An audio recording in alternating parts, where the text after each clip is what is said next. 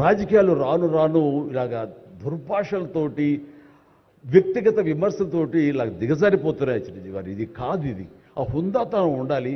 ఉండి కూడా ఎన్ని సాధించాం మేము.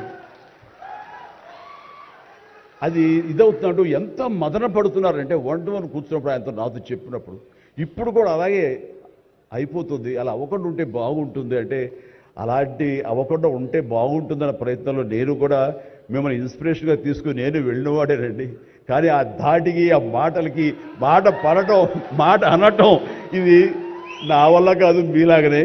కాబట్టి నేటి రాజకీయాల్లో మనం అన్ఫిట్ అంటారా, లేకపోతే మనలాంటి వాళ్ళు ఇలాగా ఎగైన్ ప్రతిసారి ప్రతి చోటని చెబుతూ ఉంటే ప్రజలు వాళ్ళు మోటివేట్ అయ్యి అలా దుర్భాషలాడి రాజకీయంగా వ్యక్తిగతంగా విమర్శ చేసే వాళ్ళని వాళ్ళు తిప్పి కొట్టగలిగితే ఖచ్చితంగా